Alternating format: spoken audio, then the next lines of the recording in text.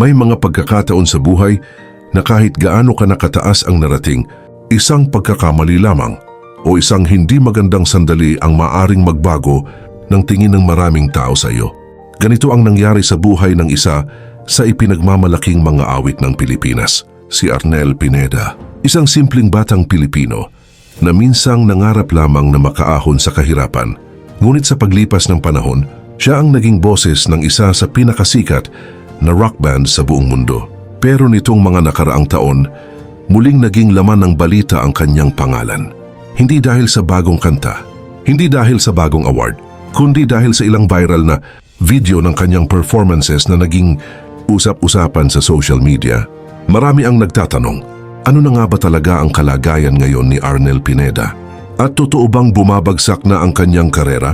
Bago natin sagutin ang mga tanong na iyan, balikan muna natin kung paano nagsimula ang kanyang napakahirap, ngunit napakagandang kwento. Bata pa lamang si Arnel ay mahilig na siyang kumanta. Ngunit hindi naging madali ang kanyang buhay. Sa murang edad ay pumanaw ang kanyang ina matapos magkasakit. Dahil dito ay lalong lumubha ang kanilang sitwasyon sa buhay. Dumating pa sa puntong wala silang permanenteng matitirhan. May mga panahong natutulog siya sa mga parke, sa bangketa, at kung saan lamang siya abutan ng gabi. Kumakain lamang kapag may perang kinita o may taong tumulong sa kanya. Para sa marami, maaring doon na nagtapos ang kanyang pangarap, pero para kay Arnel, iyon pa lamang ang simula. Habang lumalaki, ay hindi niya binitiwan ang kanyang talento sa pagkanta. Sumali siya sa iba't ibang local bands, kumanta sa mga bar, tumanggap ng iba't ibang raket upang may pangtusto sa pang-araw-araw na pangangailangan. Hindi man kalakihan ang kanyang kinikita noon, sapat iyon upang maipagpatuloy niya ang kanyang pangarap. Lumipas ang maraming taon, hanggang isang araw ay may isang tao sa Amerika ang nakapanood ng kanyang mga video sa internet. Hindi niya inaasahan na ang simpleng mga video na iyon ang magbabago sa kanyang buong buhay. Noong naghahanap ng bagong bokalista ang legendary rock band na Journey, isa sa mga napansin nila ay ang kakaibang boses ni Arnel Pineda. Matapos ang serye ng auditions, siya ang napili. Isang ordinaryong Pilipino ang naging bagong frontman ng isang world-famous rock band. Isang pangyayaring halos walang makapaniwala noong mga panahong iyon. Marami ang nagsabing isa itong modernong fairy tale mula sa pagiging batang lansangan hanggang sa pagtayo sa pinakamalalaking concert stages sa buong mundo. Kasama ang Journey ay nakapaglibot siya sa iba't ibang bansa na puno ang mga arena. Milyon-milyong fans ang nanood sa kanilang concerts. Mas lalong nakilala ang pangalan ni Arnel hindi lamang sa Pilipinas kundi sa iba't ibang panig ng mundo. Kasabay nito ay dumami rin ang kanyang pinagkukunan ng kita. Kabilang dito ang mga world tours, live concerts, music royalties, album sales, merchandise, guest appearances, at iba pang proyekto sa music industry. Bagamat hindi eksaktong isinasa publiko ang kanyang kinikita, malinaw na ang pagiging miyembro ng isang internationally successful band ay nagbigay sa kanya ng mas komportabling buhay kumpara sa kanyang pinagdaanan noong kabataan. Ngunit kasabay ng tagumpay ay dumating din ang napakalaking pressure. Hindi biro ang pumalit sa isang iconic na vocalist. Bawat performance ay ikinukumpara siya sa mga naunang bokalista ng Journey. May mga humahanga, ngunit mayroon ding mga kritiko. Habang tumatagal ay mas tumitindi ang expectations ng publiko.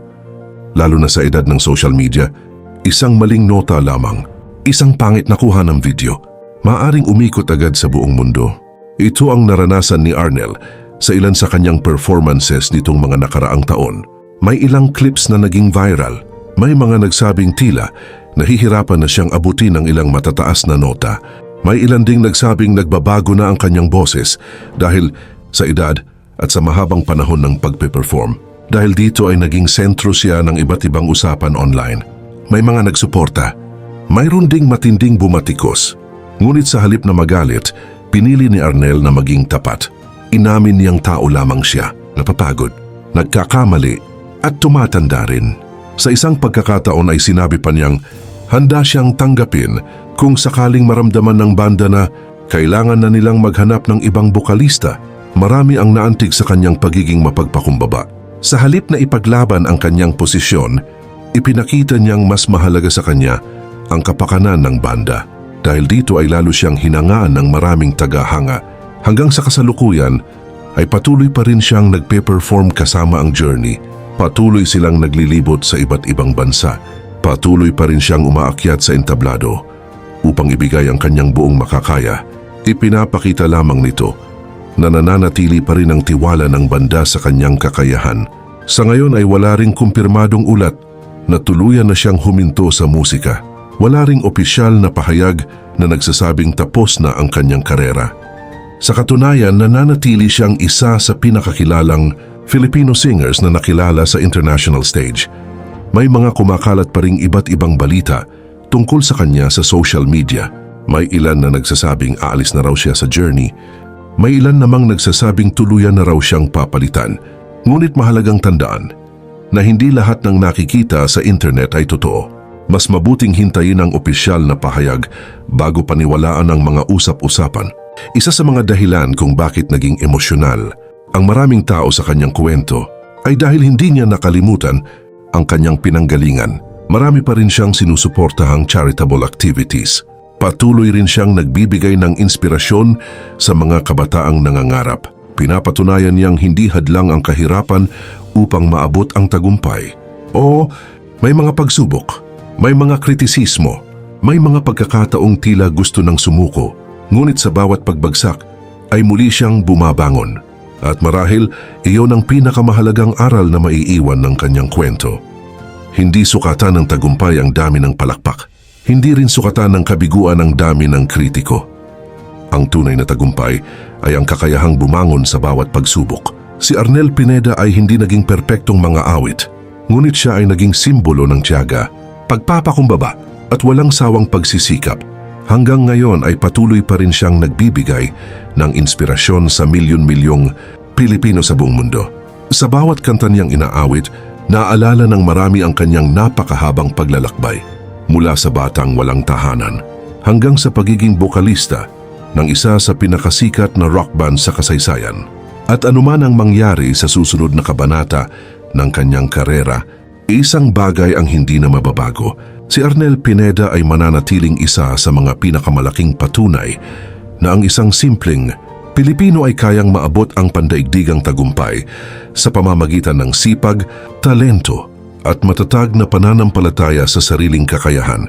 At para sa ating lahat, ang kanyang buhay ay isang paalala na hindi mahalaga kung gaano kahirap ang simula. Ang mas mahalaga ay kung paano tayo patuloy na lumalaban, nangangarap, at bumabangon sa bawat hamon ng buhay. Dahil sa huli, ang tunay na tagumpay ay hindi lamang nasusukat sa kasikatan o kayamanan, kundi sa lakas ng loob na ipagpatuloy ang laban kahit maraming pagsubok ang dumarating.